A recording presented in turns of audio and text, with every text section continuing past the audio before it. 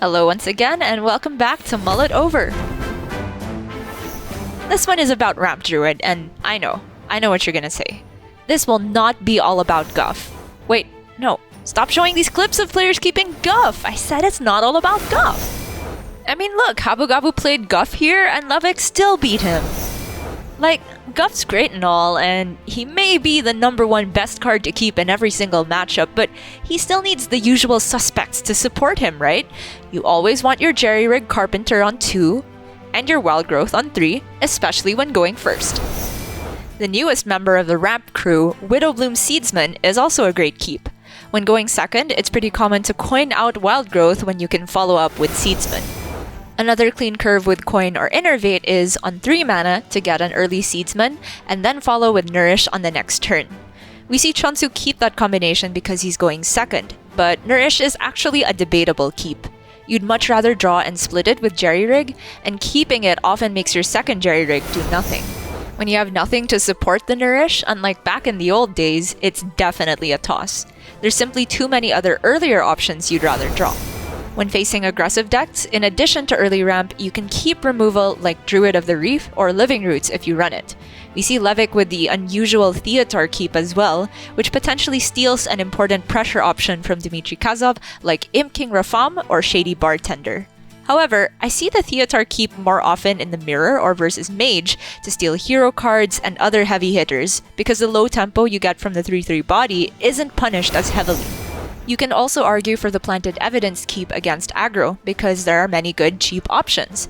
Proactive cards like Living Roots, Sow the Soil, Natural Causes, and Thorngrowth Sentries help fight for the board, so Blythe places first evidence on turn 1. You can also get removal like Seaweed Strike, which comes in clutch from Blythe's second evidence on turn 2. Feral Rage and Frostwolf Kennels would have been good outcomes here as well. These cheap cards are way less impactful against slower matchups like Mage, Quest Hunter, and the Mirror, however, so it's no surprise to see Fury Hunter toss double Druid of the Reef here. An exception is against certain lists of big Spell Mage, which run double Far Watchpost. We see Pun keep a Druid of the Reef to respect that one card, which is extremely punishing against Druid because they have no other removal for it in the early game. Even one turn of delayed ramp, Care of Watchpost, can ruin Druid's game plan. By turn 3, Pun hasn't hit any ramp cards though, which is usually a disaster for Druid, but he makes the best of it by using Planted Evidence to build a composting board and cycle closer to ramp. Even without the coin, he's still able to play Theatar on curve next turn with some low value options in hand that he's not too sad to give away. On the complete opposite end of the mulligan spectrum, we have Judgment keeping Sire Denathrius in the Mirror.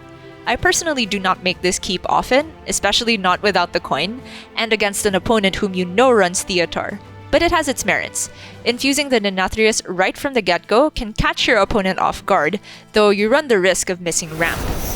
The only greedy keep I see players consistently make against these lower decks is Topior, like Bunny Hopper does at the beginning of his full Druid sweep against Okashinsuke. He was under tons of pressure and hit no ramp until Coin Nourish, but the Topior allows him to stabilize right on time. He doesn't play it straight away on 7 mana though, because Ivus represents more immediate stats, and big taunts are actually quite strong against Ping Mage early on. On the next turn, Topior is stronger than Miracle Growth because of the immediate evidence to follow up. With a perfect discover of Earthen Scales, he still stabilizes and can go for a clean Miracle Growth next turn to run away with the game. Against Wig Priest, Bunny gets what looks like a full auto keep, but he tosses Widowbloom Seedsman. That's because with Jerry plus Wild Growth, the curve is already spoken for until the post-Nourish 8 mana turn. At that point, he would rather have an expensive card like Topior, Scale of Onyxia, or Miracle Growth to follow up. After ramping with Nourish, it's pretty funny that Seedsman would have been playable because of the 2 Innervates he drew, but that's rarely the case. And even if it were there, spending the last 2 mana on Moonlit Guidance would probably still have been better to dig for Raid Boss or Scale of Onyxia. In this case, the best option is just Miracle Growth to keep cycling. On the next turn, there's a temptation to use Starfish on this buffed up Wig Priest board, but Bunny knows there's a Wig in hand and the Starfish doesn't actually remove anything, so Okashinsuke could easily rebuild the silent stats. So Bunny goes for Miracle Growth, and if he isn't dead to a big Bless this turn, he can swing back fully.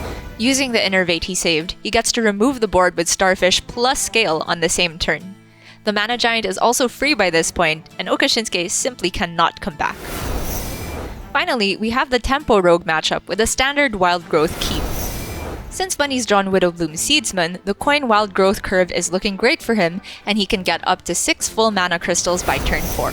So here, Bunny knows Okashinsuke has plenty of minions in hand from Shroud, and if there's a location or Draka, he could die very quickly.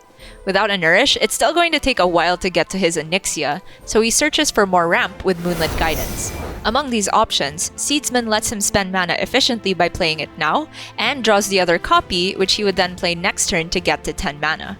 But he takes Guff instead, mainly because of the Bran in hand. Bran plus Guff, which would immediately give him 2 full crystals, lets him hero power again for 3 total ramp, not to mention the 2 draws and 5 armor. This means he'd go to 12 mana next turn, enough for Onyxia and the Earthen Scales, which gives an extra layer of safety.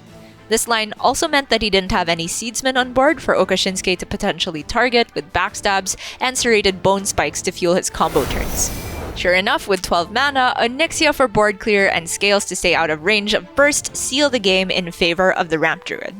And yes, I know, this was mainly thanks to Guff, but I did say he needed his support cards, right? Bran did a lot of work there too.